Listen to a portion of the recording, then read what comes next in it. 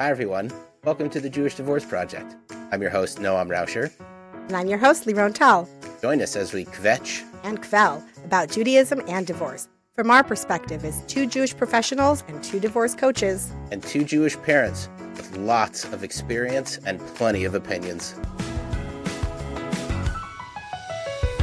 Okay, how are you?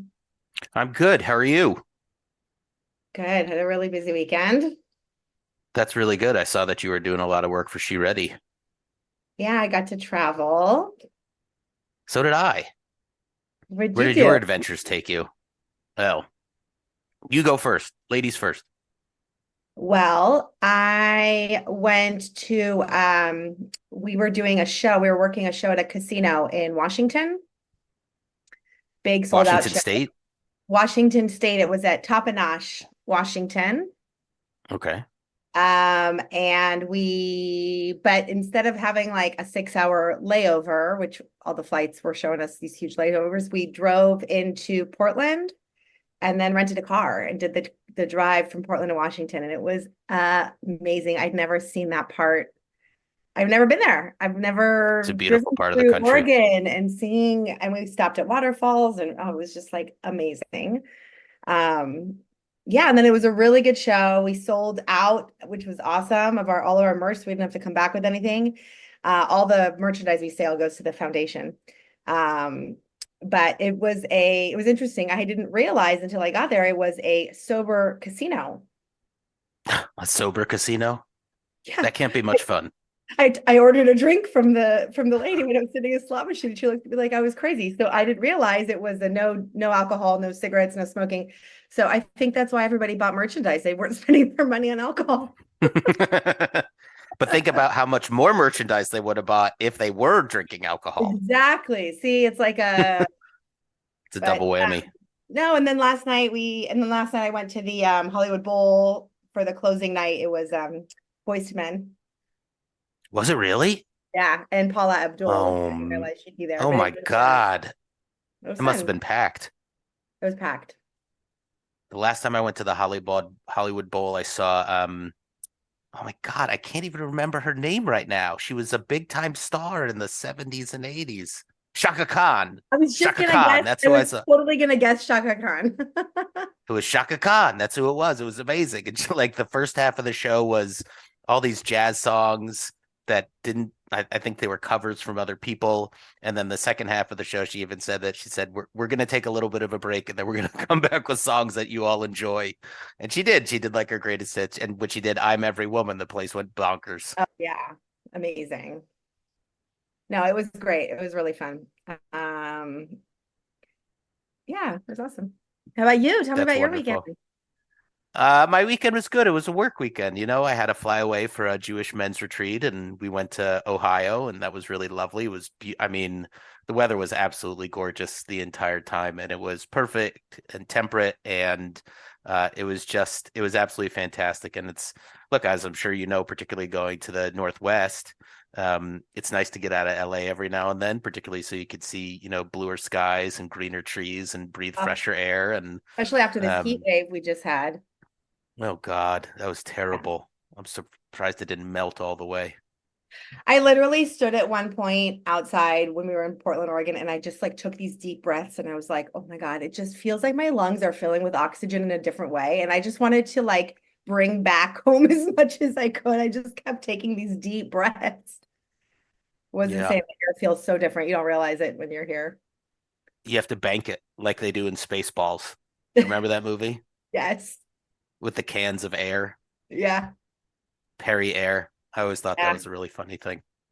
Well, we haven't Futuristic though. Been here since before the summer. We've had a long summer, long break. It's our Jewish Divorce Project reunion. I know. I've missed you. It's been too long. I missed you too. How was your summer in divorce land? What happened? Catch me up. Tell me all about it. Oh, summer in divorce land. Let's see. I mean, it was like the summer of like kids and sports and camps and craziness. But we had two, the boy's father took them twice on bigger trips this summer, which hasn't really happened in the past. So that was interesting. We had to do some schedule changes and stuff, but everything was really friendly and peaceful and seemed good this time. My kids had a really good time. They got to go on a trip with him and their stepmom's whole family. So they were with all these cousins and uncles and new people in their family. They had a great time. So it was you know, pretty not, I don't have much to report, no drama, which is great for the most part.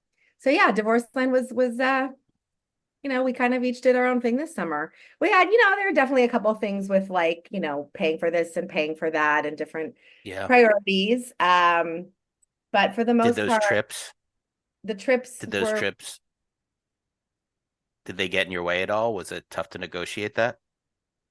no, it wasn't too tough, honestly. It was a little bit like the one part that might have been tough was I was kind of like, when we do things like if I ask for something or ask for extra days or anything, he's very big about like, well, then the tit for tat, right? Like it's a swap. It's The like I don't equality want of it. Yeah. time and equality.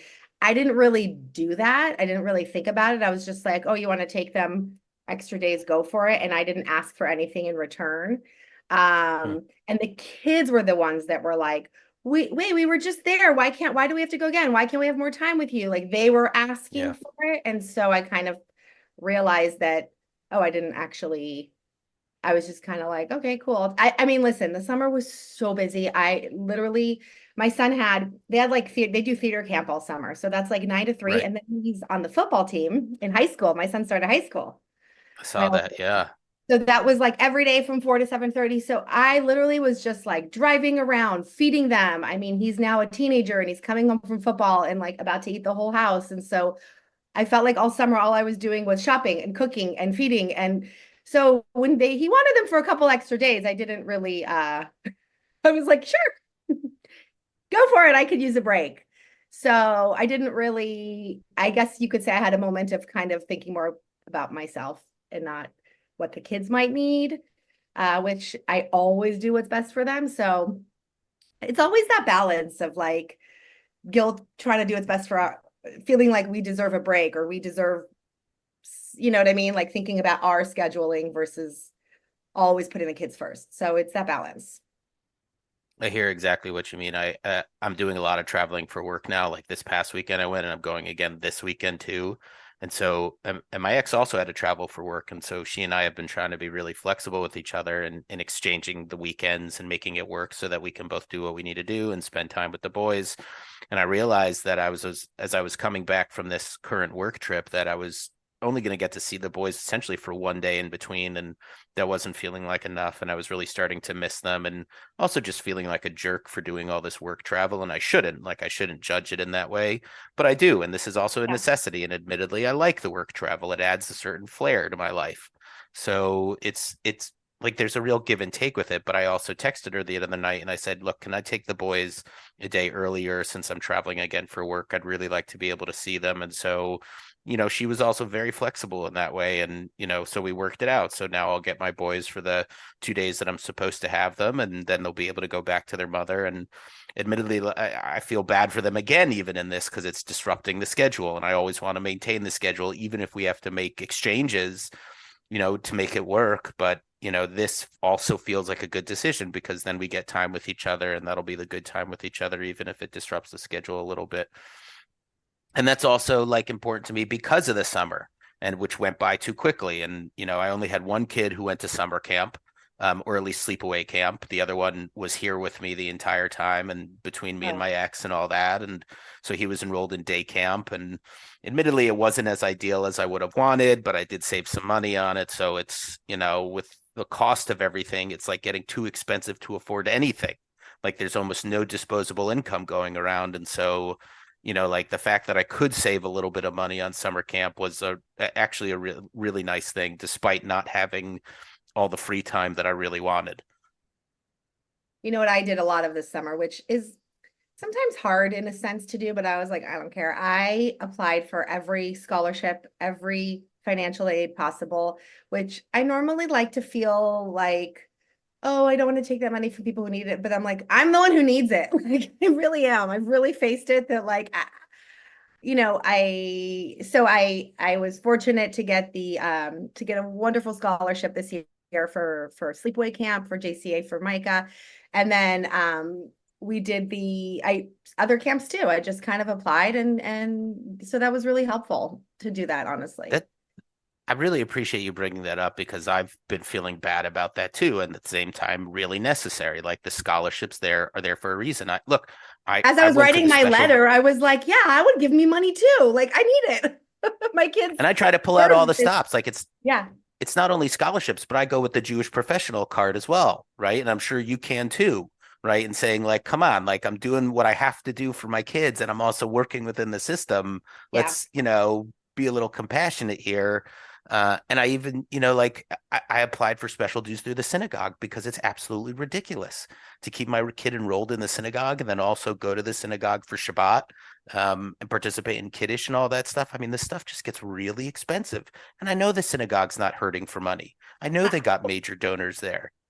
I know from obviously working in a synagogue, you too. Like I know that we always say we would never turn anyone away or anything like that, but that is not something that is promoted. That is not something that Right. you would Right. know to ask. And so like even me, I'm not, I've always been at synagogues because I've worked at a synagogue. And right in this moment, I'm not Yeah. necessarily staff at any synagogues.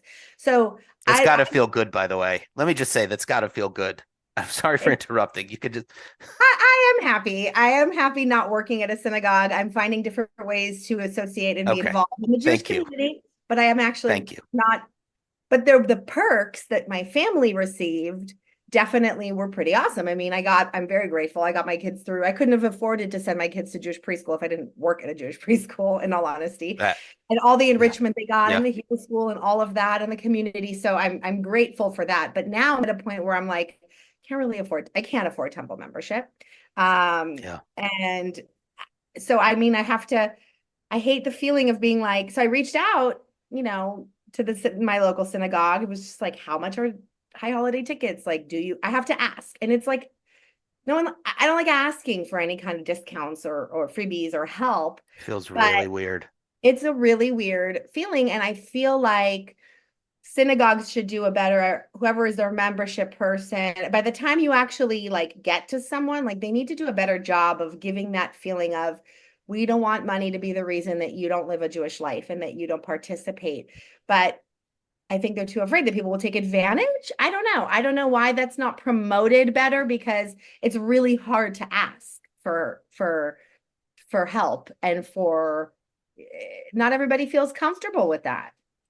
There are newer And then models it's of like it has to synagogue go to the membership, executive board. And what if you know people on right? the board and all of that? Right. It's just like doesn't feel Right. great. No, it feels embarrassing in certain ways. Like you don't really know who's making the decisions, and you have to make this real kind of case for yourself. And it's like, why do I need to make a case for myself? I'm doing everything that I should be doing, right? Like I'm trying to stay within my means, and I'm also trying to do what's necessary to have an active Jewish life, right? And to give my kids a Jewish identity. And then I would also think that like with all the anti-Semitism in the world and the Israel-Hamas war still Wow. going on, like they would know that synagogues are places of refuge because you want community, so why not just say like, look, we understand things are shitty right now. We're going to make this really easy for everyone. And believe it or not, there are synagogues that have models of kind of pay what you value. Yeah. Right. And so if you're a family that can really afford it, and synagogue membership's $3,500, $4,500, $5,500, right? Then in theory, if you're the family that can really afford that in, let's say, one check, right, you should be paying that. But in other cases, if other people aren't using the synagogue as often, but they need it for something on occasion, like to go for a Shabbat or to feel part of the community, what's really the value to them? And they do have sliding scales. It's just not Yeah. adopted by many mainstream synagogues. It's unfortunate too, Yeah. when you think about how welcoming they really could be in the process. Yeah. Yeah. And So they're also still not now good as at I'm thinking recognizing about it, I'm single like, oh, family I'm not, membership. it's like, oh, the high holidays are coming up. Oh my God, this time last year I was working so hard. I'm very grateful to not be having to plan and do all of the stuff that goes Yeah. in. And it's like the Super Yeah. Bowl of synagogues. We know it's like insane. This time of the year is crazy at the temples. But so I'm glad I'm not working there, but I'm also feeling a little bit like, oh, it's so weird to not be that involved in planning for the Can I ask holidays. you Can I ask you a little bit more of a personal question? Do you ever borrow money from your parents? Like, do Yes. your parents still help out from things? Mine too, and I wouldn't have Yeah. asked if I wasn't willing to share that. Mine My too, and parents, that also I feels a feel little weird, very, I also feel very blessed in the sense that my parents help me a lot because they're here and they're local. right? So like for Right. instance, this year when my older son went to sleepaway camp, my younger one didn't want to go this year. He was back and forth and he was like, I don't think I want to go. I don't think I want to be away that long. He's been having some really intense new anxieties, separation Separation. anxieties. Yeah. But because he's been going to his dad more, I kind of think, oh, he's getting used to being out of the house, but it's making him want to be here more. And he won't do sleepovers with friends. The last few times he's tried, I have had to pick him up late at night. Like he just kind of realized he just wants to be here as much as he can with me. So anyways, but he also My was kind of 10-year-old's like, doing but I that too. wanted to do sleepaway camp, and I was really like happy to have both of them gone at the same time, as you know. So my parents offered, there's this theater camp in Topanga where they live. So he basically did sleepaway camp at Saba and Safta's. He went and stayed there for a week. My mom took him to camp every day, and then on the weekend he went home to me, and then the next week he went back. He did for 2 weeks, and so it was like the perfect situation for him to have sleepaway camp at Saba and Safta's. And my parents enrolled him in the camp, right? So that was amazing. That was my scholarship I got from my parents. So That's yes, really nice. they do help me, and I know that I do have that support that I know, like if I won't end up on the streets, right? Like I know that I have the support from my family, and I know I'm very blessed for that. You say it, and I actually feel that sometimes. Like, am I going to end up on the street? And I know that's not going to happen. Like, that's my Yeah, worst case scenario. I have a good job. I have steady income. I work hard, right? I'm not afraid of the job going anywhere or anything like that. But it's tough to make ends meet from time to time because of all the inflationary costs and everything else that just like the cost of living. And I'm also blessed too that my parents will help out from time to time. And it's not a lot, but it's just enough to kind of get by. And I feel bad because they're on a fixed income as well. And I know that like if they lived in state, that they would be willing to help out just like yours would. Admittedly there are points where I also fear that. Like if I sent my kid away for a week to be with their grandparents, like I'm sure he would do, like if he had a theater camp or something like that to go to for a couple hours, they yeah, would take him. But then the rest of the time, he'd probably be on his iPad. And so it's like because they've got their own lives and they're trying to do their own thing and they're older now and they don't have the energy for it. And it's like all these decisions you have to make as a single parent as to whether or not you're really giving your kid everything that you can and whether or not you can actually afford it. There's just all these additional stressors that nobody really takes into consideration and nobody ever really thinks about. And it's nice to hear that there is someone else who's trying really hard, right? And also trying to make it work and still also needs help from time to time because I think that's far more of a reality than kind of yeah, everything's working and sure life is so affordable and I can make it happen. I don't think that's the case. I think in single parent life, you have to, make decisions about survival a lot. And some of the times that means you don't get to do everything that you really want to do or give your kids the things that you really wanted to give them or even have the life that you really wanted to have. And you have to be okay with that. You have to find some level of contentment. How do you end up rationalizing that? It's got to be more than just I'm not going to end up on the street. How do you end up rationalizing that, yeah. like this isn't the way I really wanted to do it? Well, I'll tell you, Hi, Figgy. he's here. Well, I'll tell you, it's interesting because I've always my family and the way I've been raised and the way I kind of really my happiness, my level of sanity and happiness in my life is so much more important than what I have, what I own, the money that is spent on things, right? So even when I first told my parents that I was that I was ready to get a divorce, my Yeah, dad's first words out of his mouth were like they both sighed this sigh of relief. And the first right, words out of his right. mouth were, okay, well, I don't want money to be the reason that you don't go through with this. I just want you to know we will help you however you need because you being happy is the most important thing. And they saw how unhappy I was, right? So that was kind of the first, they laid the ground there. And when it comes to making decisions about things, I think that and even I teach this to my kids all the time. It's all about the priorities you make, right? So Yeah, I'm yeah, a big believer. I know when I'm at my best. If I don't have experiences in my life. I need to go on I need to make memories. I need to go on trips. I need to go to concerts. Like I know that there's things that I do that make me feel alive and make me feel good and make me feel happy, which therefore make me a better mother, a better person, a better all those things. So for me, it's priorities in the sense that like I know what I can do. I can't plan big trips to Hawaii or Mexico or get on a plane, but I go camping, right? As much as I can. And I get those cheap campsites and I know how to do it right. Or I I will see get, that. Yeah. I'll go to a concert and get cheap seats, but I always end up in front, right? Like, Yeah. I figure out ways to make it work. But when it Yeah. comes to like things they need, I'm also very realistic and that no, we're gonna go shop at Target or Walmart, but you want those brand names. Their dad is all about things. He's a little more materialistic than me, and he's always been that way about the Yeah. nice cars Yeah. and the nice things. So I'm like, you know what? If he's willing to buy you that, go for it. Gega's I into hate. think it Yeah. really, they know that like I spend my money on experiences and he spends his money on things. That's just kind of how it's turned out. So I I try to I don't want to be constantly in this position with the kids where I say to them, I can't afford that. I can't afford that. We can't have that. We can't have that. Because that I don't like the way that feels. But I'll say things like, hey, we're going camping at the end of the month. So I'm not going to really, I'm spending my money on that this month. So Right. we're not going to Right. necessarily, maybe we can't go to laser tag today, or maybe we can't do buy those new dunks you want or whatever, those Right. expensive shoes you're Right. going to go out of in Are they called donks?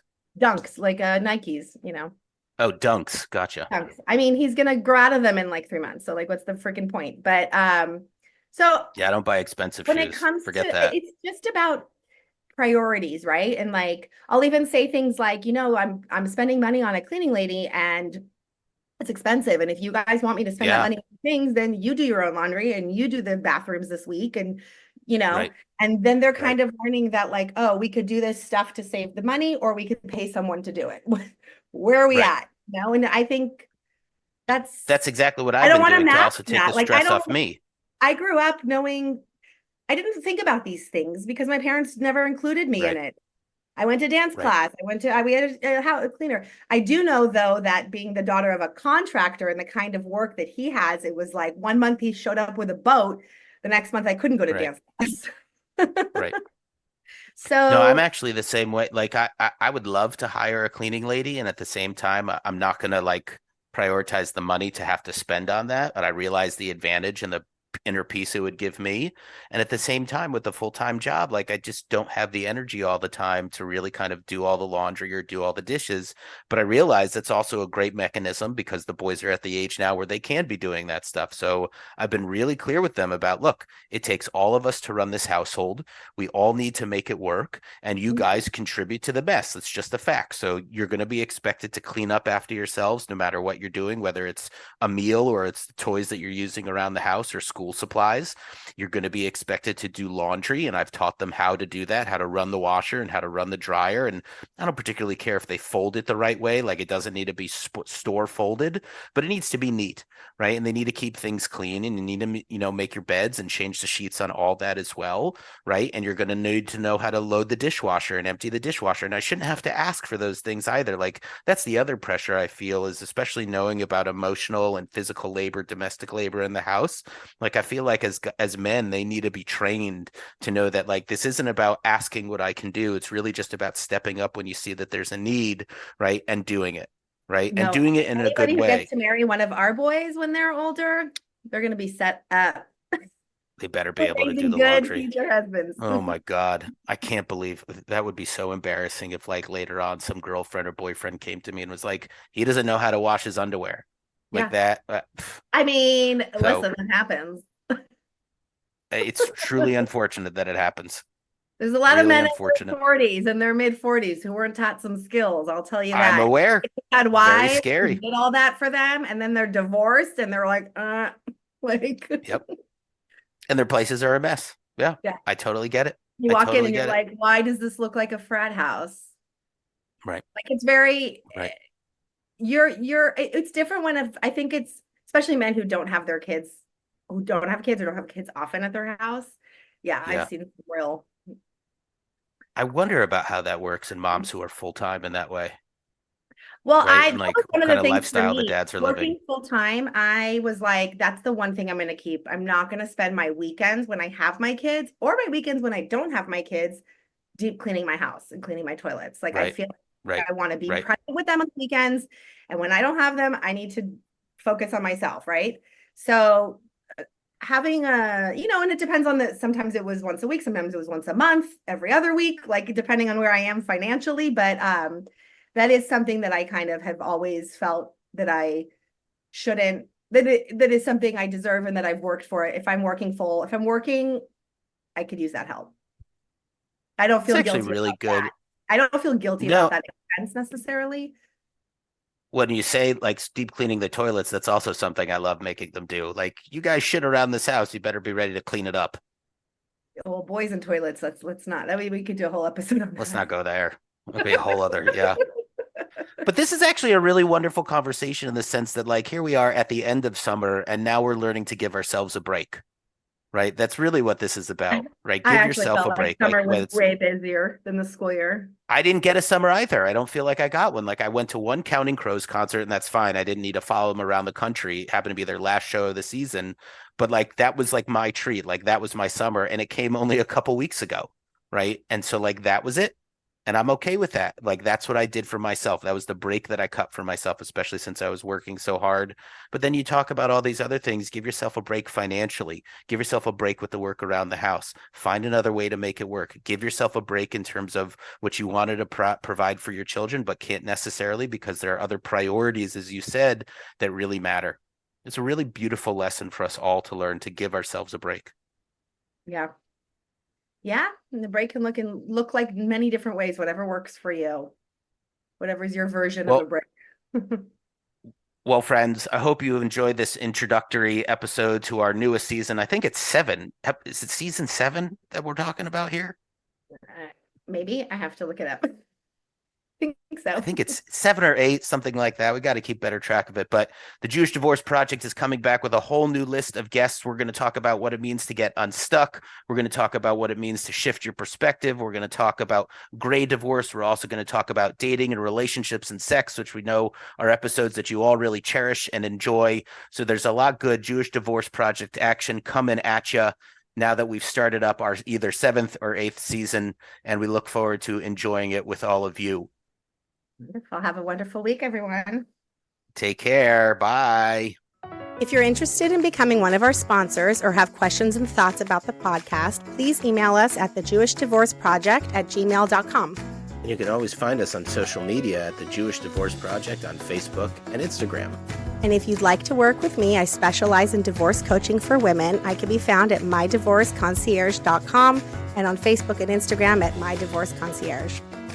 And if you're interested in working with me for divorce coaching or spiritual coaching, I work with people of all kinds, of all backgrounds as well. My email address is noamrauscher@gmail.com. That's NOAMRAUCHER@gmail.com. And you can also find me on Facebook and on Instagram at Noam Rauscher.